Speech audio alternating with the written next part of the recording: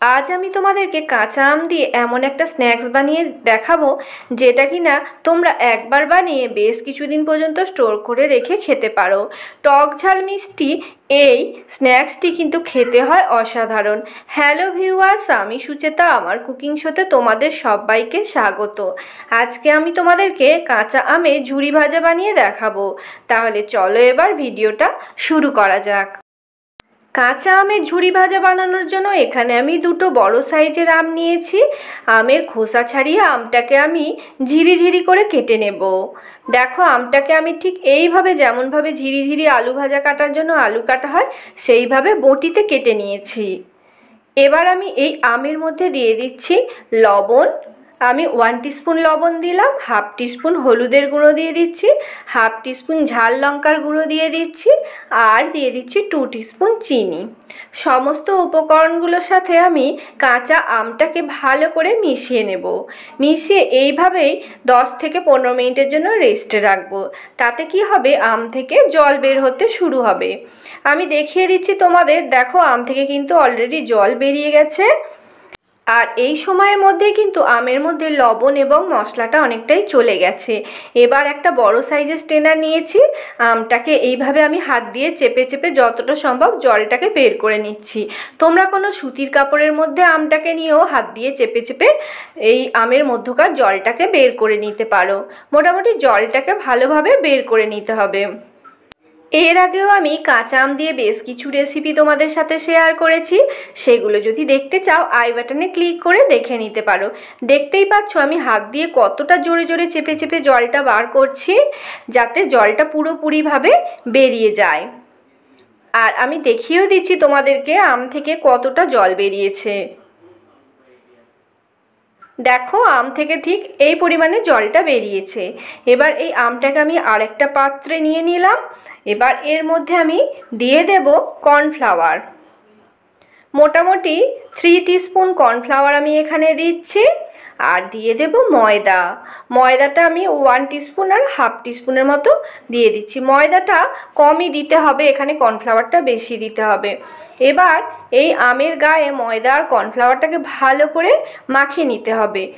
এমনভাবে মাখাতে হবে যাতে ঝুড়ো আমগুলোর গায়ে কর্নফ্লাওয়ার আর ময়দার কোডিংটা খুব সুন্দরভাবে লেগে যায়। মানে প্রতিটা ঝুড়ি আমের গায়ে যেন কর্নফ্লাওয়ার আর ময়দার কোডিংটা সুন্দরভাবে লেগে যায়।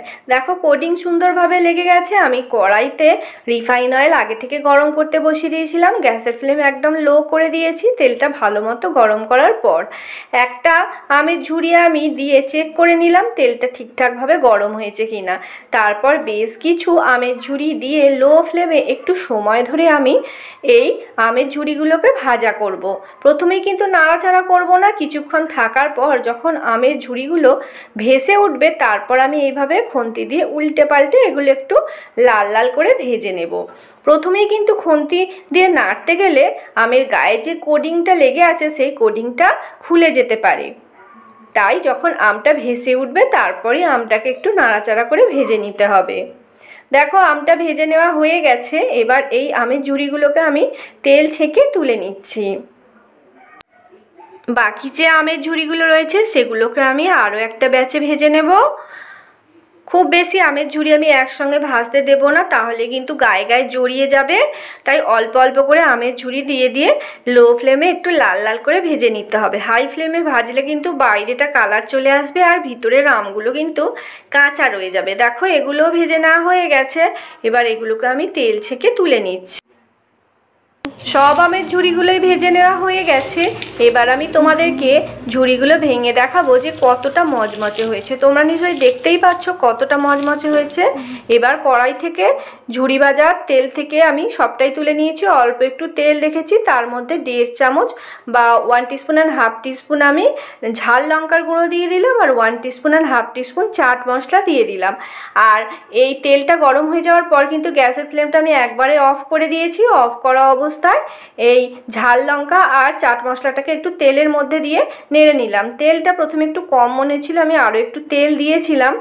এবার এর মধ্যে ভেজে রাখা আমের ঝুড়িগুলো দিয়ে এইভাবে উল্টে পাল্টে বেশ কিছুক্ষণ ধরে আমি গ্যাস অফ করে গরম কড়াইয়ের মধ্যে নাড়াচাড়া করতে থাকবো।